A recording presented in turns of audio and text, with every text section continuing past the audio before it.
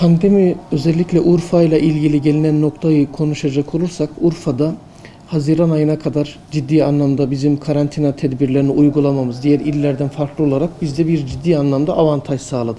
Ancak vakaların normalleşmeyle beraber artması sonucunda bu vakaların yurtlarda ve hastanelerde izole edilmesinin yerine bakanlığımızla görüşülerek bakanlığımızın ilk günden itibaren diğer illerde uyguladığı gibi İzmir'de, Ankara'da, İstanbul'da uyguladığı gibi evlerinde takip edilmesi, sadece gerekli görülen kişilerin hastanelerde yatırılması yoluna gitti ve bunu tüm Türkiye'de bu şekilde uyguladı. Biz de bu yönteme geçtik ve normalleşmeyle beraber, havaların ısınmasıyla beraber özellikle Güneydoğu Anadolu bölgesindeki diğer iller gibi Urfa'da da bir artış yaşadık. Ve bu artış çok şükür son günlerde bir azalma eğilimine doğru gidiyoruz. Sayın Bakanımız da açıkladı zaten bunu. Şu anda belli bir hızda, belli bir şeyde gelenlerle beraber, yatanlarla beraber Urfa'yı biraz daha kontrol altına aldık.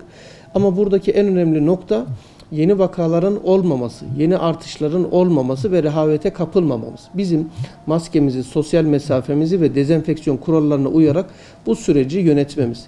Normal hayatımıza devam edeceğiz. Ancak bu maske, sosyal mesafe ve dezenfeksiyonu hayatımızın içerisinden çıkartmadan hayatımızın bir parçası olarak idame ettirmemiz gerekiyor ki bu sürecin ne kadar süreceğini bilmiyoruz. 1 yıl, 3 yıl, 2 yıl ne olacak bilmiyoruz. Aşı ne zaman çıkacak, ne zaman kullanacağız bunu da bilmiyoruz. Onun için kontrollü bir şekilde hayatımızı idame ettirmemiz, günlük yaşantımızı da buna göre yönetmemiz gerekiyor. Şimdi ilk sorumuz, bizim hastanelerimizdeki kit sayılarımızda bir sıkıntımız yok. Gelen testlerle ilgili olarak da Bakanlığımız Bilim Kurulu rehberinde olası vaka tanımına uyan herkesten testini yapıyoruz. Ve bizim şu andaki test kapasitemiz günlük olarak 5000'in üzerine çıktı. Ve bizim şu anda günlük yaptığımız test sayımız 3500-4000 ortalama yapıyor. Bazı günler 5000'i de buluyor. Bizim ilk günlerdeki yaptığımız test kapasitelerimiz 100, 200, 300 binlere çıktık. Haziran'a kadar binlerde devam ediyorduk. Sonra 2000-2500 bayrama kadar devam ettik, Kurban Bayramı'na. Ancak yakın dönemde şu anda 5000'e kadar test kapasitemiz. Hatta yaptığım zaman arkadaşlarımızın çalışmasıyla 6000'i bile bulabiliyoruz. Test kitlerimizde herhangi bir sıkıntımız yok. Vatandaşlarımız da diğer konuyla bağlantılı olarak kesinlikle dışarıda ücret ödeyerek test yaptırmasınlar. Bir kere onların yaptıkları testlerin güvenilirlikleri de düşük. Biz Sağlık Bakanlığı Bilim Kurulumuz şu anda PCR testlerinin güvenilirlikleri %91-92'nin üzerinde. Çok yüksek düzey bu demek. Dışarıda yapılan testlerin güvenilirlikleri, eczanelerdeki dediğiniz, bahsettiğiniz şeyler varsa biz bunu ilk başlarda hızlı test olarak bakanlığımız ücretsiz de yaptı. Ancak güvenilirlikleri düşük çıkınca bakanlığımız bu uygulamadan vazgeçti ve bu kitleri artık kullanmıyor.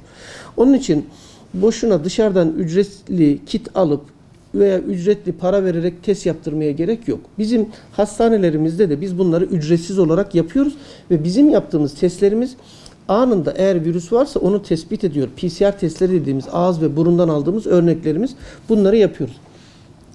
Şu anda bu özel hastanelerin ücretli olarak test yapmalarıyla ilgili soruşturmalarımız yapan il merkezindeki tüm özel hastanelerin soruşturmaları devam ediyor, araştırmaları devam ediyor. Eczanelerle ilgili bize gelen tüm ihlaller ve bu şekilde satış varsa bu yasak. Ve biz bununla ilgili denetim yapıyoruz. Bize de varsa sizin bildiğiniz, siz de söylerseniz biz gider denetimini yaparız. Bulduğumuz takdirde ilgilere kendilerine cezai işlemi yapıyoruz. Vatandaşlarımızdan da eğer böyle bir durum varsa aldıkları eczaneleri mutlaka ödedikleri paranın faturasını alsınlar ve bu şekilde varsa bize iletsinler. Biz de gerekli işlemini yapalım. Yani bakanlığımız bu konuda hassas. Kimin ne zaman, nerede, ne şekilde test yapılacağını, hangi kurumun testi yapacağını, hangi koşullarda testi yapacağını ve hangi koşullarda yapılacağını bunları belirliyor. Şu anda sadece Sağlık Bakanlığımız yurt dışına çıkmak isteyen, gönüllü test yapmak isteyenler var yurt dışına çıkanlardan. Bunlar gittikleri ülkelerdeki Almanya'nın, Avusturya'nın kendilerinden ülkelerine dönüşte test istedikleri için sadece onlara, o da Avrupa'nın belirlediği ücretin bile altında olmak şartıyla cüzi bir ücretle kendilerine bu test yapılıyor. Onun haricinde kesinlikle dışarıda test yaptırmalarına gerek yok. Avrupa'da devlet hastanelerimizdeki yapılan testin sonucunu istiyor. Özel hastanelerde ya da eczanelerdeki sizin bahsettiğiniz sonuçlara değer vermiyorlar yani. Vatandaşlarımız tabii ki karıştırabilirler. Onlarda da boğaz ağrıları olabiliyor. Onlarda da kas ağrıları olabiliyor. Burun akıntıları olabiliyor. Bunlar olabilir. İşte kış dönemindeki zaten şu anda bakanlığımızın da bir çalışması var. İkisini birbirinden ayırt edecek. Bu hastadır, bu budur denilebilecek. Daha hızlı bazı çözümler üretilmek için çalışmalar devam ediyor. Ancak bizim burada mesela bazen acile hasta geldiği zaman, göğüs ağrısıyla geldiği zaman bu hasta kalp krizi midir? Bir akciğer rahatsızlığından mı kaynaklıdır? Ya da mide yemek borusundan kaynaklı bir reflüden mi kaynaklıdır bu ağrı? Ya da akciğerin zarının yırtılmasından kaynaklı bir ağrı mıdır gibi ağrının çeşitli nedenleri var. Biz bunları çözebilmek için akciğer grafisi isteyebiliyoruz. Bunlarla ilgili kalp krizi midir diye kan tahlilleri, kalp krizi tahliline bakıyoruz. Ve bunların bir ayırıcı tanısını yapıyoruz. Bu hastalık da bu şekilde. Yani boğaz ağrısıyla gelen herkes faranjit değil, herkes koronavirüs değil. Gribal enfeksiyon olabilir, nezle olabilir, boğaz olabilir, faranjit olabilir, tonsillit dediğimiz bademcik iltihabı olabilir. Bunun yanında koronavirüs de olabilir.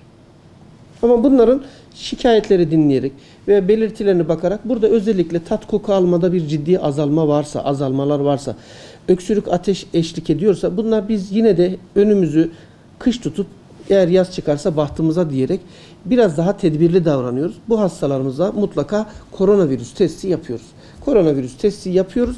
Test negatifse de zaten diyoruz ki siz koronavirüs değilsiniz. Bizim test yaptık. Test yaptıktan sonra pozitif çıkan vakalarımızla ilgili ikinci bir test yapmıyoruz. İkinci bir test yapmaya gerek yok. Bu da şunun için gerek kalmadı. Yapılan çalışmalarda pozitif olan ikinci testinde 14. günde test yapılıp pozitif çıkanlarda kültürlerde, laboratuvar ortamlarında virüs üretilemedi. Bu kişilerin numunelerinde. Bu ne demek? Bu şu demek, her ne kadar test pozitif gelse bile kişinin bulaştırıcılığı ortadan kalkmıştır. Testi pozitif gelse bile ama ikinci testinde 14. günde ilk pozitiften sonraki dönem içerisinde.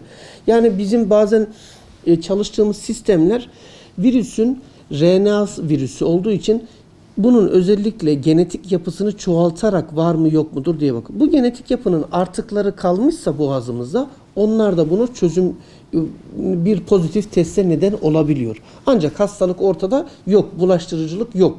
Bunu bu şekilde bilmemiz gerekiyor. O zaman toplumumuzda da 14. gün şu anda pozitif vakaların 14 gün izolasyonu öneriliyor toplam olarak. Bu 14 gün test sonucu çıktıktan sonra kişiler hayatlarının idamesini yapabilirler. Zaten bir bulaştırıcılık olmuş olsa veya bir sıkıntı olmuş olsaydı bakanlığımız, bilim kurulu ve bakanlığımız buna onay vermezdi. Bu ciddi anlamda araştırıldıktan sonra yapıldı. Nitekim 22 gün olarak uzun süre devam etti. Yeni dönem içerisinde bu hafta sonu itibariyle bu süre 14 güne düşürüldü. Aslında bizim gerek pozitif olanların, gerekse negatif olanların ya da toplumda kimin pozitif, kimin negatif olduğunu bilmediğimiz için bizim yapmamız gereken vatandaş olarak bize düşen bu maskeyi çıkartmamak. Maskeyi birisiyle oturuyorsak, sosyal mesafeyi korusak bile hele de kapalı ortamda bulunuyorsak kesinlikle maskeyi çıkartmamak gerekiyor ve maskeyle sosyal mesafeye ciddi anlamda uyuyoruz. Diğer taraftan şimdi mesela ben buraya dokunuyorum, kapı kollarına dokunuyorum veya otobüse bindim, tutacakları tuttum. Buradaki yapacağımız şey belli zaman aralıkları içerisinde veya mümkün olan en çok düzeyde ellerimizi ya sabunla yıkayacağız ya da dezenfeksiyonla, alkol içeren %70 olsa yeterli, kolonya olabilir, dezenfeksiyon olabilir, dezenfektan olabilir. Bunlarla ellerimizi sık sık temizleyeceğiz. Ve mutlaka etrafa dokunduktan sonra en önemli nokta elimizi yıkamadan ağzımıza, burnumuza götürmeyeceğiz. Çünkü buralarda da virüs olabilir mi? Olabilir. Buradan aldığım bir virüsü ben burnuma götürür, ağzıma götürürsem hava aldığımız bölgelerden akciğerimize ve boğazlarımıza bu virüs girebilir. Onun için mümkün olduğu kadar maske, sosyal mesafe ve dezenfeksiyon kurallarına uyarak hayatımızı idame ettirmemiz gerekiyor. Kapalı ortamlarda bulunuyorsak sürekli olarak camlarımızın açık, içerinin havalandırılıyor olması önemli. Bu çok önemli. Mümkün olduğu kadar toplu ve yoğun organizasyonlardan, toplu organizasyonlardan kaçınmak ve oralarda bulunmamak gerekiyor. Çünkü içerisine giren birisi 15 dakikadan uzun bir süre bulunursa, hele öksürür, hapşurur, çok konuşursa ve kendisi de hastaysa bir başkasına bulaştırma ihtimali o kadar çok oluyor. Aynı şekilde 14 gün süresi biten vatandaşlarımız da bu şekilde maskesine, sosyal mesafesine uyarak diğer vatandaşların da bu şekilde yaklaşarak hayatımızı idame ettirebiliriz. Şanlıurfa halkımızın şunu bilmesi gerekiyor. Bizim hastane imkanlarımız, şu anda vatandaşlarımız koronavirüse yönelik olarak imkanlarımız yeterli. Hastanelerimize, yoğun bakımlarımıza, servislerimize yerimiz var. Ancak biz hastaneye yatması gereken, hastaneye gelmesi gerekenleri getiriyoruz. Bunun için çeşitli organizasyonlarımız var. Hastalarımız biz merkezi olarak müftülüğümüzden ve sağlık müdürlüğümüz, diş hastanesi personellerinden görevlendirmiş olduğumuz 100 kişilik bir çağrı merkezimiz var. Bunlar hastalarımızı belli zaman dilimlerinde arıyoruz. Şikayetlerini, durumlarını soruyoruz. Ve durumlarında bir kötüleşme varsa, özellikle solunum sıkıntısı, öksürük ilerlemesi gibi durumu varsa bu hastalarımızın mümkün olduğu kadar evine sağlık ekibi gönderip değerlendiriyoruz. Eğer gerek görülürse hastaneye alıyoruz. Yani bizim en önemli noktamız vatandaşımızın pozitif olduktan sonra, hatta testi verdikten sonra, şu anda aynı gün içerisinde test mümkün olduğu kadar 13-14 saat içerisinde çıkıyor. Vatandaşımız evinden çıkmaması.